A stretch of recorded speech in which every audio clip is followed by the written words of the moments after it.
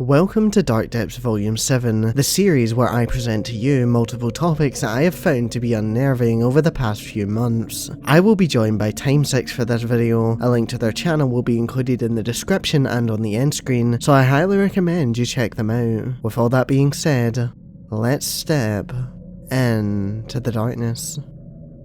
Balenciaga is a popular fashion brand founded over 100 years ago, but in the past month, they have come under a lot of scrutiny for their holiday adverts. They would release a series of adverts that showed children. Now, some people may think this is weird from the off, but the strangest part came in the props. The children were shown holding teddy bears dressed in what appeared to be bondage costumes, and in one photo, the court documents for a Supreme Court case relating to illegal images were shown in the background under an item that they were promoting. Obviously, this sparked a lot of controversy, and rightly so. Who at Balenciaga seriously thought that no one would notice these elaborately hidden props and get angry about it? Balenciaga have an interesting track record when it comes to controversies, as they are no stranger to them, and they have had their fair share over the years. People usually let it slide as it's never too extreme, but I think we can all see how this is on a different level, and clearly a wrong decision was made. Conspiracies were born that everyone working for Balenciaga was a predator, and protesters were even spotted outside of Balenciaga stores all around the world, desperately asking for answers as to why they did what they did. They would take the picture down and apologise on Instagram, but obviously this didn't satisfy people, so they would later release a statement weeks after the incident had occurred that stated the actions they were taking to learn from their mistakes as an organisation. The president and CEO also personally apologised for any offence caused and claimed that the company does not tolerate any kind of violence or hatred, and that every employee stands for the safety of children. In addition to this, they also filed a lawsuit for $25 million in damages against the team that helped to create one of the adverts. This case has since been dropped. Some celebrities who supported the brand, such as Kim Kardashian, have stated that they were reconsidering their association after the scandal, but from the looks of things, not much has changed. Whether celebrities choose to drop the brand or not, I think it's safe to say that the public will find it extremely hard to forgive them for the ad campaign, as the criticism doesn't seem to be stopping anytime soon.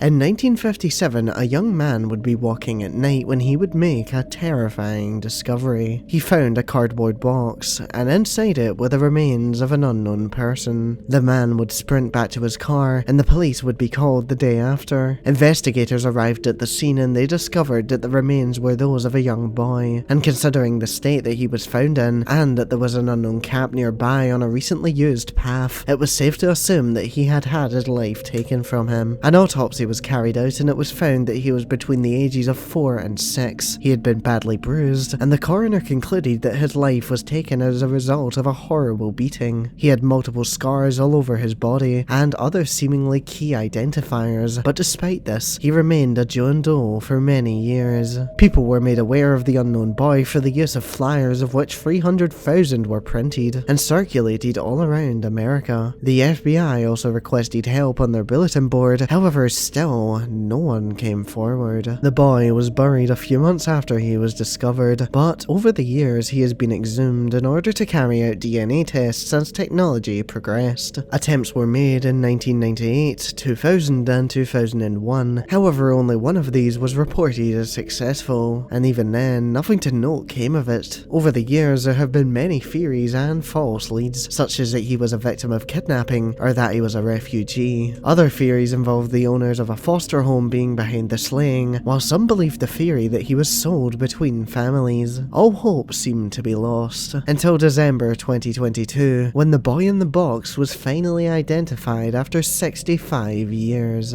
The boy was 4-year-old Joseph Augustus Zarelli, and he was identified by running his DNA through a database, which led investigators to some of his relatives. He was born on January 13th, 1953, but detectives have yet to reveal more information out of respect for his living relatives. They have stated that they have their suspicions as to who committed the crime, but that just because he was identified doesn't mean that the case is over, and that this is still an active investigation to find the person who did this horrible act all those years ago.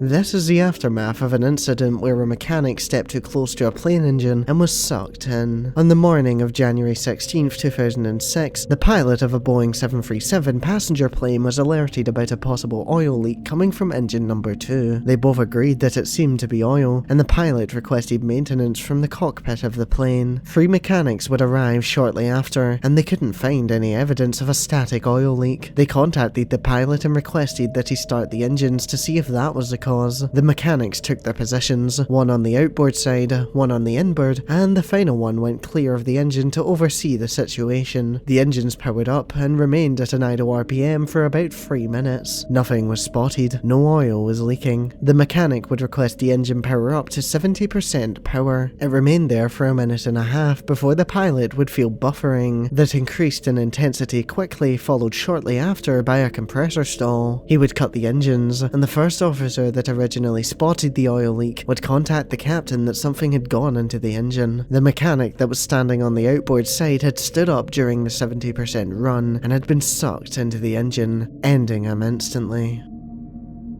On February 13th, 2017, Abigail Williams and Liberty German, 13 and 14 respectively, were dropped off on their way to a hike that they had planned on the Monon High Bridge over Deer Creek. Their hike seemed to have been going smoothly. They periodically updated their Snapchat story with photos of their adventure, but before long, barely 30 minutes after they had been dropped off, they made their last update and they were never heard from again. Liberty's father planned to pick them up after the hike, but they hadn't arrived. But maybe they were just running late, so he did a search of the area in hopes they would turn up. This was not the case, and now panic had set in. He rang the police and reported the girls missing. They searched the area and still the girls were nowhere to be found. The final word from the police on February 13th was that they did not suspect foul play and that the girls most likely just got lost, and they would continue to search for the pair. However, the next day around noon, the remains of Abigail and Liberty would be discovered around 0.5 miles away from the bridge. Shortly after, police would begin to inspect all of the evidence they had. They began by looking at the Snapchat stories before going over to Liberty's photo gallery. They would discover a video, and in the back of said video, they would spot a terrifying detail. A man, hands in pockets and head down, walking across the abandoned bridge towards the girls. A screenshot from the video was released around February 15th, and the man was named as prime suspect in the case. Along with this, they also released an audio recording which seems to include the voice of the suspect saying something along the lines of, "Down the hill." Police seemed to indicate that Liberty had secretly recorded this exchange, and more. As they mentioned, they had secured more evidence from her phone. They have still not released most of the evidence, possibly because they don't want to compromise a future trial. The evidence is rather unnerving. Imagine being a young person, alone, basically in the middle of nowhere, and a creepy man like this stalks up behind you. You can't even begin to imagine how terrified they must have been. Up until October 2022, little evidence had been released, and no arrests had been in connection to the murders. That was until October 26th of this year, when a man named Richard Allen was taken into custody and charged with the slayings of the teenage girls. He has since pleaded not guilty, and his trial is set to begin on March 20th, 2023.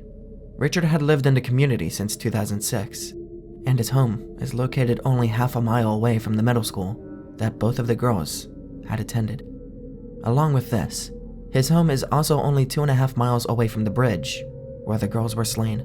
He had basically no criminal record apart from a speeding ticket and a seatbelt violation, and in everyone's minds, Richard was an upstanding member of the community, and this photo may prove that Richard Allen was hiding in plain sight the whole time, as in the background we can see the police sketch of the suspect in the case.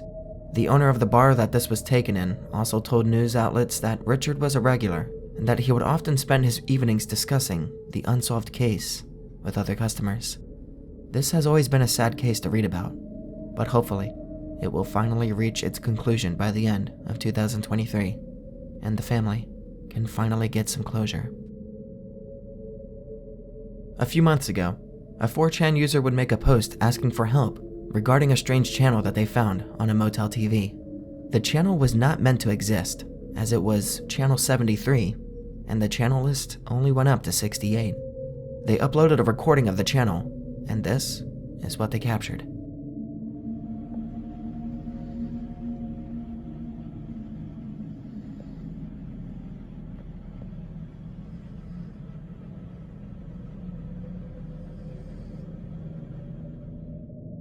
Some users thought that this was paranormal activity, as there have been a number of reports over the years of people ending their lives in hotels and motels, and people generally believe this theory just as much as this being a hoax, as this is the internet after all. The truth behind this mystery was finally solved though, and this is the most believed theory nowadays, that this channel had been taken over by pirates.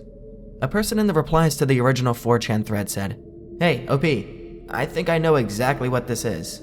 So, back in the day when analog TVs were more common, there was a nefarious hobby for nerds called TV pirating, which is where you hijack an unused low-frequency channel from nearby and can broadcast whatever you want on it. I used to do it quite often in Topeka, both on TV and radio.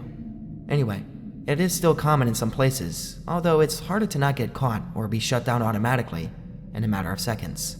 So, what TV pirates do now is run very low quality tests with static and a symbol in the center to broadcast a recognizable symbol, and test if it works while also being an inside joke to other pirates, who they may know either online or in real life. This seems like a pretty solid conclusion, and definitely the most likely reason as to why this creepy channel exists. Larry Virden was an Amazon employee who worked at one of their warehouses in Illinois. If you remember, last year, a series of deadly tornadoes swept across multiple states in the United States, and one of those tornadoes would strike the Amazon warehouse, where Larry was working.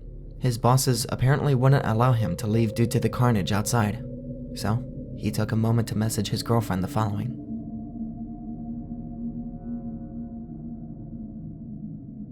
It's truly saddening to think that her last "I love you" will never be answered. The storm hit the warehouse at 8:39 p.m., 17 minutes after the messages were sent. The couple lived 13 minutes away from the warehouse, and while his girlfriend doesn't blame Amazon for his death, she doesn't deny that she does think about the what if of the situation. Could Larry have made it home? It seems like a possibility. Staff weren't allowed their phones on the floor, so it's a miracle he got to message this to his girlfriend. In fact, it's partly a miracle that they were even alerted.